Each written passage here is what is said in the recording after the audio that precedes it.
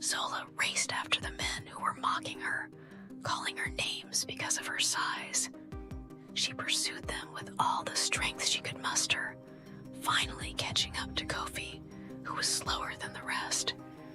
With a fierce grunt, Zola grabbed him, lifted him up, and threw him to the ground. She sat on him and began punching his face, her anger fueled by years of humiliation. Kofi was helpless, too weak to push her away. Zola's blows came harder and faster as she screamed, "Don't you ever call me that name again. My name is Zola, not IBU." But as she looked at Kofi's bruised face, his fear and weakness stopped her. She paused, her breathing heavy. Suddenly, she stood up, watching as he scrambled to his feet and fled, his eyes wide with fear. As she looked around, Zola saw a crowd of villagers had gathered, watching her assault Kofi like a wild animal. The shame hit her like a wave. She remembered her parents' harsh words. "If you keep going like this, no man will ever want to marry you. Who would want such a violent, brutish woman?" Her father's voice echoed in her ears. Tears filled her eyes as she turned away, running into the forest to hide. She found a quiet spot under a tree, her heart heavy with regret.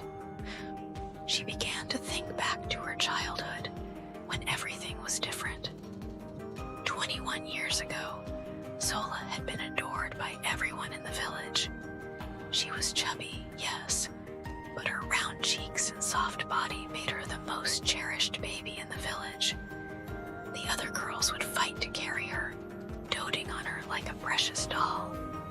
But as she grew, things changed.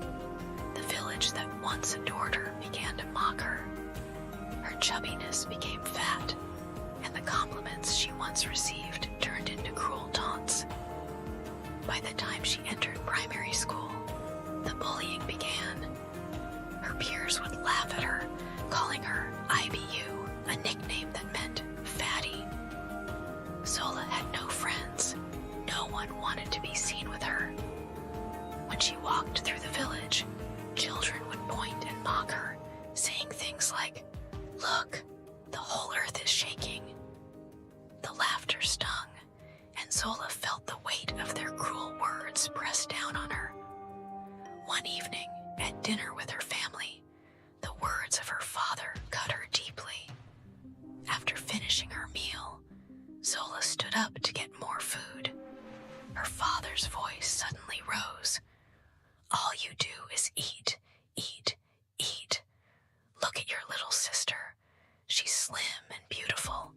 But you just keep getting fatter and more disgusting. Who would ever want to marry someone like you?" Zola froze, unable to process the words. She ran to her room, tears streaming down her face.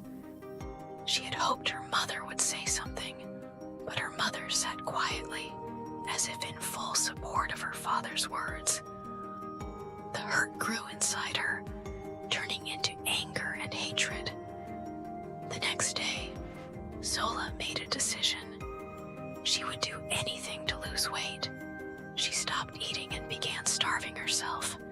She exercised relentlessly, hoping for a miracle. But no matter what she did, her size remained the same.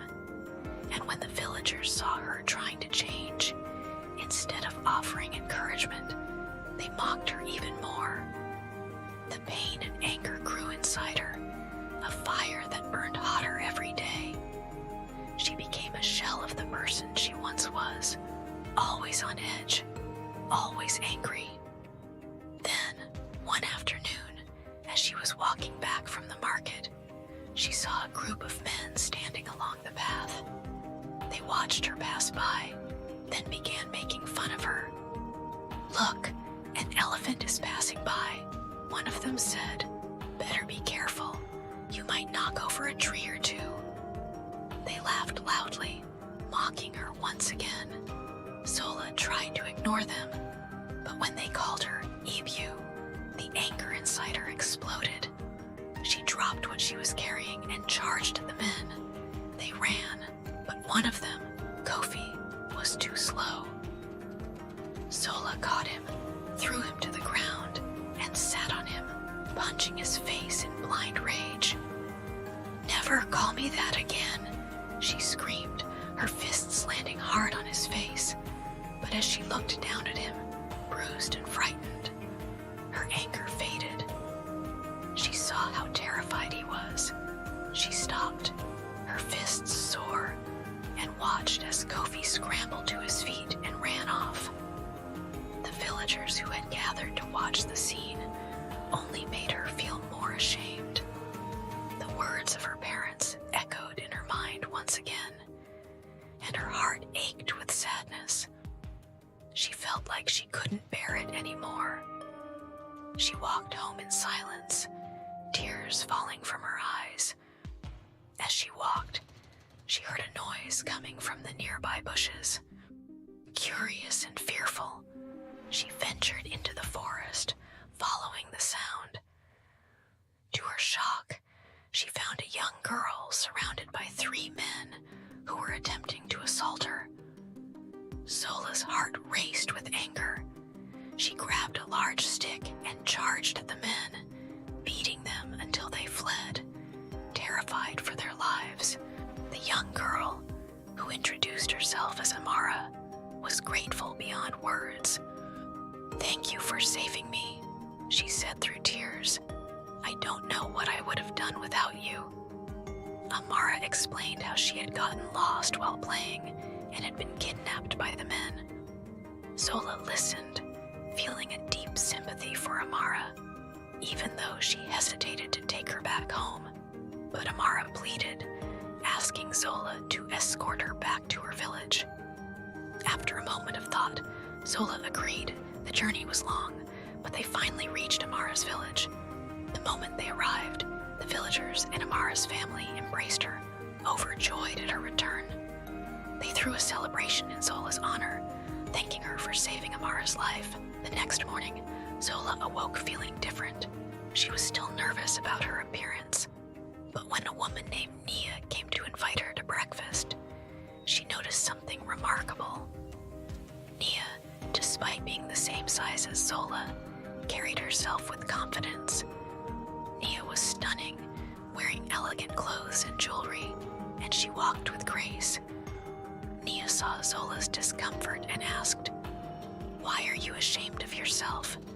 You are beautiful just the way you are. Don't let anyone make you feel less than that." With Nia's encouragement, Zola allowed herself to feel beautiful for the first time in years. Nia helped her get dressed in fine clothes, and when Zola looked at herself in the mirror, she hardly recognized the woman staring back.